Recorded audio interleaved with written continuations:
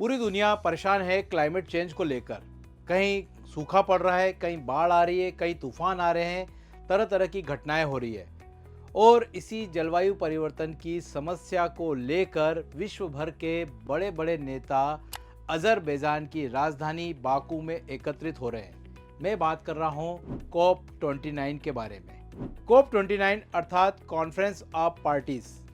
इसके बारे में डिस्कशन करने से पहले हमें इसके इतिहास पर नज़र डालना चाहिए। 1992 में जब रियो में अर्थ समिट हुआ था, तब United nation framework convention on climate change अस्तित्व में आया था और उसी के तत्वाधान में 1995 में कॉप अर्थात कॉन्फ्रेंस ऑफ पार्टीज की पहली मीटिंग आयोजित की गई थी, जिसका आयोजन बर्लिन में किया गया था।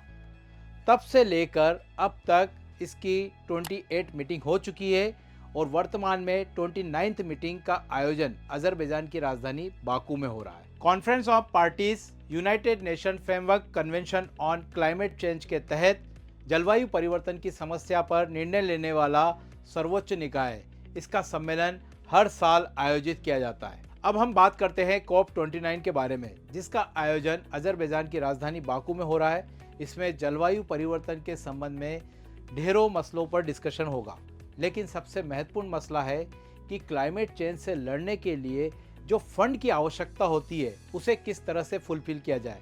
जैसा कि आप जानते हैं कि विकासशील देश क्लाइमेट चेंज की समस्या से लड़ना चाहते हैं, लेकिन उस समस्या से लड़ने के लिए उन्हें फंड की आवश्यकता है। और वो फंड कौन अवेलेबल कराएगा?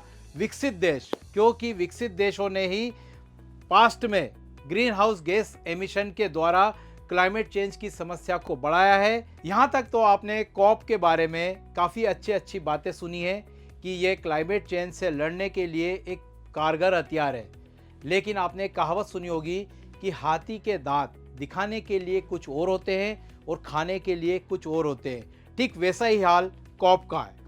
अब इस कहावत पे ही चलते हैं।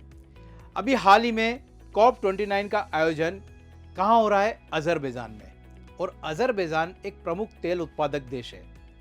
अज़रबैजान जो कि पश्चिमी एशिया और पूर्वी यूरोप के संगम पर स्थित है। ये कॉकेशस क्षेत्र में आता है। कॉकेशस अर्थात एशिया और यूरोप के बीच का पहाड़ी इलाका।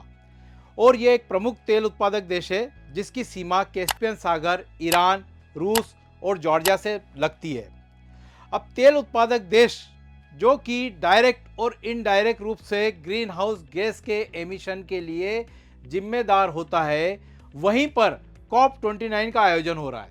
इसी संदर्भ में प्रसिद्ध पर्यावरण की सक्रिय कार्यकर्ता, जिसे हम जानते हैं ग्रेटा थेनबर्ग के नाम से, उसने भी दुनिया भर का ध्यान इसी मामले को लेकर आकर्षित किया है कि अज़रबैजान जो कि एक प्रमुख तेल उत्पादक देश है, जो कि ग्रीन हाउस गैस का एमिशन करता है, यहाँ तक कि जो डेमोक्रेसी को भी खत्म करने के लिए जाना जाता है, जहाँ पर प्रेस की स्वतंत्रता नहीं है, जहाँ पर मीडिया का दमन किया जाता है, इसके अलावा मानव अधिकारों का उल्लंघन किया जाता है, वहाँ पर किस तरह से दुनिया भर के देश पर्यावरण की समस्या से निपटने के लिए एकत्रित हो सकते हैं। एक और कारण से भी अज़रबैजान का विरोध हो रहा है, क्योंकि ऐसा माना जाता है कि अज़रबैजान इजराइल का एक बहुत बड़ा पार्टनर है और इजराइल की फ्यूल सप्लाई में एक बहुत बड़ा योगदान अज़रबैजान के द्वारा दिया जाता है।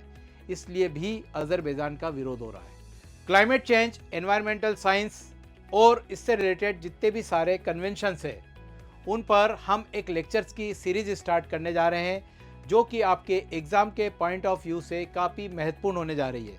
और मैं आपको वादा करता हूं, इस लेक्चर की सीरीज़ को आप कंप्लीट देखेंगे तो आपको कहीं से और पढ़ने की ज़रूरत नहीं पड़ेगी। इसलिए आप हमारे चैनल को सब्सक्राइब करिए और हमारे वीडियो को लाइक करिए और अपने दोस्तों में शेयर करिए। Thank you. एकमात्र एजुकेशनल प्लेटफॉर्म जो 100% रिफंड पॉलिसी के साथ अपने सारे कोर्सेज अवेलेबल कराता है। तो अपनी प्रेपरेशन को और भी बेहतर बनाने के लिए आज ही अथर्व एग्जाम वाइज के अन्य कोर्सेज परचेज करें। Thank you.